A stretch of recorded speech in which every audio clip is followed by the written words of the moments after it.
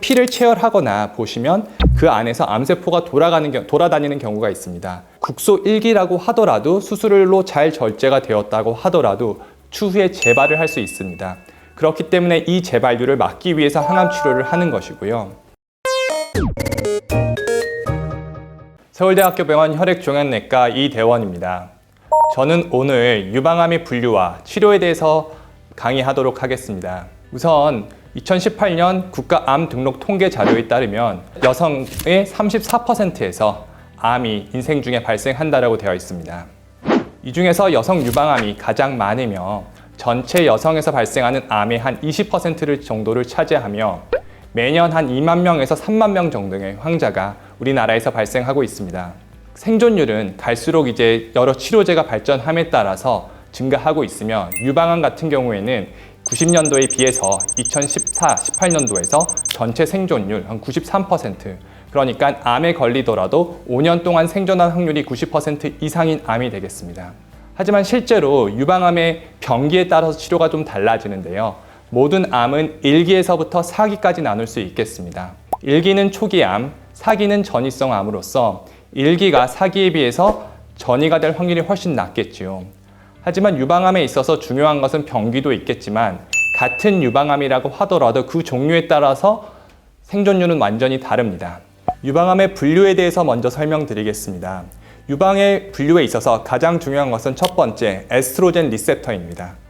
두 번째, 프로게스테론 리셉터라고 해서 호르몬 수용체 두 가지가 있느냐 없느냐에 따라서 호르몬 양성 또는 호르몬 음성 유방암이 되겠습니다. 세 번째로 중요한 것은 헐2를 과연 갖고 있느냐입니다.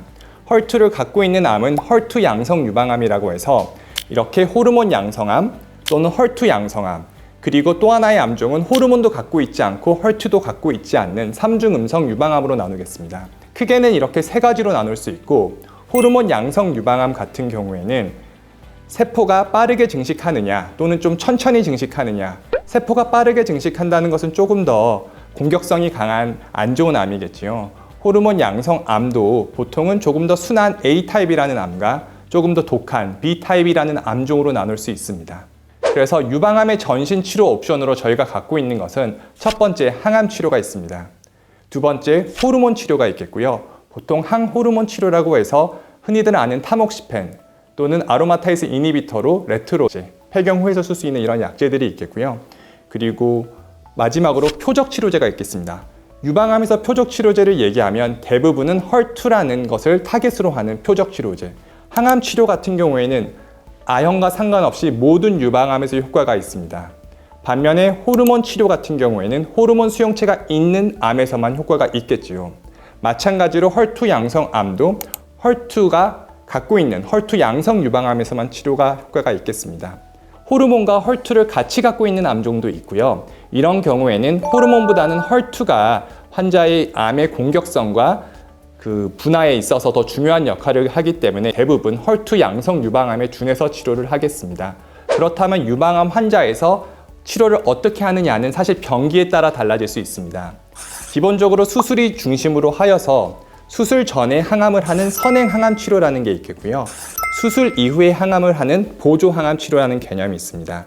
마지막으로 암이 이미 다른 장기로 퍼져 있기 때문에 수술을 목적으로 하는 것이 아니고 전신에 있는 전신 치료를 목적으로 하는 구제 항암 화학 요법이 있겠습니다. 먼저 유방암에서 항암 요법의 필요성에 대해서 알아보겠습니다. 피를 체열하거나 보시면 그 안에서 암세포가 돌아다니는 경우가 있습니다. 국소 1기라고 하더라도 수술로 잘 절제가 되었다고 하더라도 추후에 재발을 할 수 있습니다. 그렇기 때문에 이 재발률을 막기 위해서 항암 치료를 하는 것이고요. 먼저 보조 항암 치료에 대해서 말씀드리겠습니다. 정통적으로는 유방암이 있을 경우 유방암 수술을 하고, 수술을 하면은 정확한 검체를 통해서 암의 병기가 정확히 나옵니다. 1기, 2기, 3기, 4기. 4기 같은 경우에는 보통 처음부터 수술을 잘 안 하기 때문에 보통 1기에서 3기까지 병기가 나오는데요. 대부분에 있어서 항암 치료를 2기 이상일 경우 항암 치료를 하게 됩니다. 이것을 보조 항암 치료라고 합니다. 수술을 기준으로 설명을 하겠죠. 이럴 경우 항암 치료를 통해서 재발률을 감소시킬 수 있고 생존 기간을 연장할 수 있습니다. 그래서 이게 모식도인데요. 모식도를 보시면 먼저 수술을 하겠고 첫 번째 치료는 항암 치료가 되겠습니다. 병기에 따라서 다르겠지만 보통 3에서 6개월 정도 항암 치료를 하겠고, 이후에 필요에 따라서 환자분에게 방사선 치료를 합니다. 방사선 치료는 항암과 같이 할 경우 독성이 크기 때문에 따로 하게 되고요. 방사선 치료를 하는 기준은 수술이 어떻게 되었느냐, 전절제를 했느냐, 보존수를 하였느냐, 그리고 암의 병기에 따라 차이는 있을 수 있겠습니다. 항암과 함께 헐투 양성 유방암 같은 경우에는 표적 치료를 하게 됩니다. 표적 치료제도 마찬가지로 항암제와 비슷하게 주사로 투약을 하겠는데요. 이 약제 같은 경우는 3주에 한 번씩 투약을 하는데 최대 1년 정도까지 투약을 하게 됩니다. 보조 치료로서. 그리고 또 하나 치료가 호르몬 양성일 경우 호르몬 치료를 하게 되는데요. 호르몬 치료는 폐경 여부에 따라서 조금 약제 선택이 차이가 있겠으며, 병기에 따라서도 조금 더 난소를 억제할지에 따라서 5년에서 10년 정도 하게 되겠습니다. 이것이 보조 항암 치료가 되겠고요. 다음으로는 선행 항암 화학요법이 있겠습니다. 이것을 하는 경우에는 전통적으로는 진단 당시 암의 크기가 너무 커서 암의 크기를 줄이고 수술을 하겠다라는 목적으로 처음은 시작이 되었습니다. 하지만 최근에 새로 생긴 개념은 완전 관해라는 개념이 있습니다. 그래서 반드시 암이 커서 꼭 선행 항암을 하는 것은 요즘은 아닙니다. 이처럼 수술 앞에 우선 항암 치료를 하겠습니다. 이때 헐투 양성인 경우에는 헐투 표적 치료를 같이 들어가게 되겠고요. 암의 크기를 줄여서 수술을 합니다. 이때 한 가지 조금 아이러니가 있는데요. 기본적으로 호르몬 양성 유방암, 헐투 양성 유방암, 3중 음성 유방암이 있으면 호르몬 양성 유방암이 가장 천천히 자랍니다. 가장 순한 암이고 예후는 가장 좋습니다. 하지만 보통 대부분의 항암 치료라는 것은 세포를 분열할 때 죽이는 약제들이 많습니다. 그렇기 때문에 암이 빠르게 자라는 암이 오히려 항암 치료를 하면 빠르게 줄어들고, 오히려 이런 암들은 또 재발도 잘합니다. 하지만 순한 암들은 암이 서서히 자라거든요. 항암 치료를 하더라도 암의 크기가 많이 안 줄 수 있습니다. 대신에 수술로 절제가 잘 되면 예후가 좋을 수 있겠죠. 그렇기 때문에 호르몬 양성 유방암 같은 경우에는 조금 림프절이라거나 조금 암의 크기가 컸을 경우에 보통 선행 항암 치료를 하게 되고, 그렇지 않은 경우에는 수술부터 하는 경우가 많습니다. 반면에 3중 음성 유방암이라는 것과 헐투 양성 유방암이라는 것이 있는데요. 이 둘은 상당히 독합니다. 암이 빠르게 크고 있습니다. 그렇기 때문에 항암 치료를 하면 잘 줄거든요. 그래서 오히려 이런 독한 암들이 선행 항암 치료를 해서 수술 때 딱 검체를 봤는데 암이 하나도 없는 경우가 더 높습니다. 수술했을 때 암이 하나도 없는 그 순간을 완전 관해라고 해서요. 선행 항암 치료를 해서 완전 관해가 있었느냐 없었느냐에 따라서 예후가 달라지고 이후 치료가 조금 달라집니다. 완전 관해가 되더라도 이제 수술을 할 필요가 없는 거 아닌가라고 하는데, 최근에는 그런 연구들이 조금 진행되고 있지만 아직까지는 그런 환자에서 수술을 하는 것이 안전하고, 실제로는 연구에서 보면은 그래도 수술을 안 하더라도 장기간 동안 재발을 안 하는 경우도 있지만 재발하는 경우가 많기 때문에 너무 고령이거나 체력이 떨어지진 않는 이상 수술은 필수입니다. 그래서 모식도와 같이 항암 치료와 표적 치료제로 암의 크기를 최대한으로 줄여서 수술을 하게 됩니다.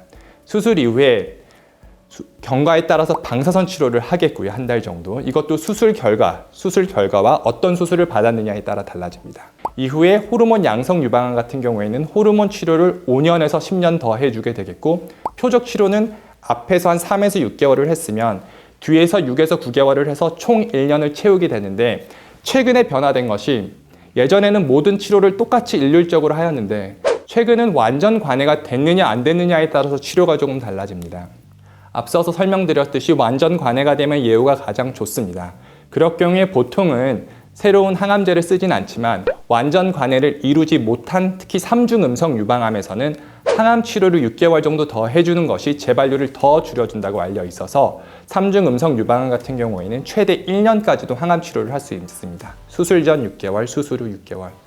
그리고 헐투 양성 유방암 같은 경우에는 원래 선행 항암 때 썼던 표적 치료제를 예전에는 끝까지 1년을 썼습니다. 하지만 완전 관해가 이루어졌으면 이 약을 써도 되겠지만 완전 관해가 이루어지지 않은 경우에는 또 다른 종류의 표적 치료제를 씀으로써 재발률을 더 감소시킬 수 있다고 되어 있습니다. 그래서 이러한 각각의 과정에서 의료진이 좀 판단이 중요하겠습니다.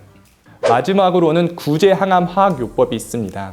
구제 항암 화학요법이라는 것은 이미 진단 당시 수술을 할 수 있는 범위를 넘어섰거나 뼈전이, 간전이, 폐전이 같은 경우가 있을 경우에는 이때는 수술은 잘 안 합니다. 보통 3중 음성 유방암 같은 경우에는 항암 치료를 하게 되겠죠. 3년 전에 노벨상을 받았던 면역관문 억제제들이 효과가 조금 있다라고 알려져 있어서 3중 음성 유방암에서는 항암 치료와 면역관문 억제제를 좀 같이 쓰는 것이 가장 추천은 되고 있습니다. 그리고 헐투 양성 유방암 같은 경우에는 반드시 헐투 표적 치료제와 함께 항암 치료를 치료하는 것이 원칙이 되겠습니다.